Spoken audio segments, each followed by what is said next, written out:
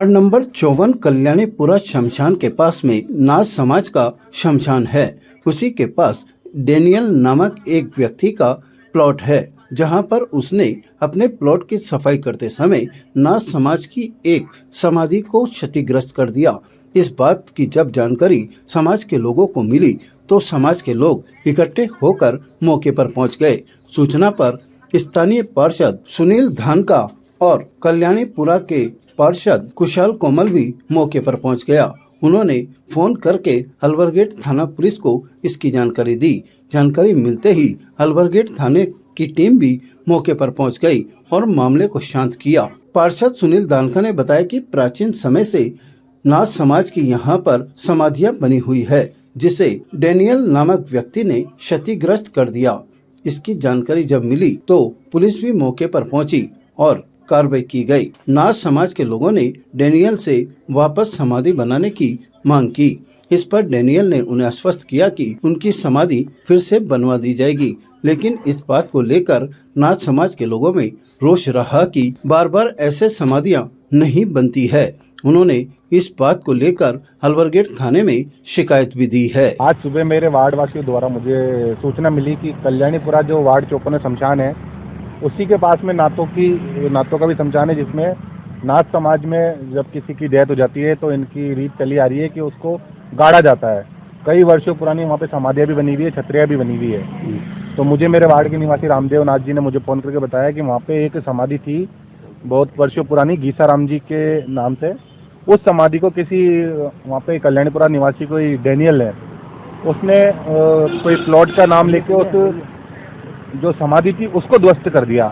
किसी की आस्थाओं को ठेस नहीं पहुंचानी चाहिए, उसको देखते हुए हम तो मौके पे पहुंचे। मैंने अलवरगेट थाना भी फोन किया था, तो वहाँ से भी टीम आ गई थी। पास ही कल्याणपुरा गांव से भी पार्षद जी कुशाल कोमल जी वो भी मौके पे थे। समस्त ग्रामवासी वहाँ पे एक रोष व्याप्त हो गया था, वो लोग वहाँ पे मौजूद थे। हमने वहाँ पे समझाइश करी और अभी थाने अलवरगेट थाने पे वो असामाजिक तत्व के लिए जिसने ये चीज करी है, जो समाधि को ध्वस्त किया है, उसके लिए इन समाज वालों की मांग थी। इन्होंने मुझे भी बताया कि हम ये तो एक तो पहली समाधि पुनः बनाई जाए उसके द्वारा, और ऐसा जिसने भी किया है, क्योंकि उसने इनको फोन पे कुछ गलत भी बोला है, जैसा अभी आप लोगों को ये बता देंगे।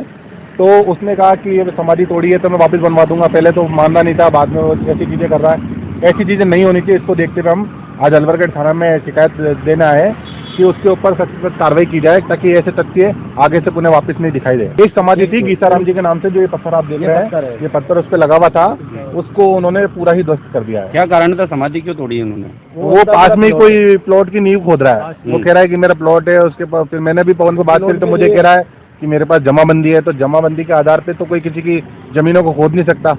आज वो शमशान पे अड़ती भी है, तो मुझे नहीं लगता कि शायद उसकी जमीन है। मेरे को भी देख के प्रतीत नहीं हुआ कि उसकी जमीन है, लेकिन पता नहीं उसने किस तरीके से उसको खोदा है। रिपोर्ट दर्ज कराएगा? हाँ, अभी ये नाथ समाज के द्वारा शिकायत दर्ज कराना है। सर, हमारे नाथ समाज में समाधि दी जाती है, मरने के उपरांत जमीन में दफनाया जाता है।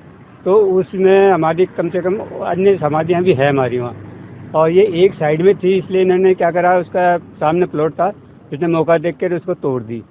वो मैं कह रहे हैं कि भाई हमारी समाधियों को क्षतिग्रस्त कर रहा है। बाकी वो फिर मैं बोला तो दादागिरी करने लगा वो। कौन है वो आदमी? हाँ, कौन है वो?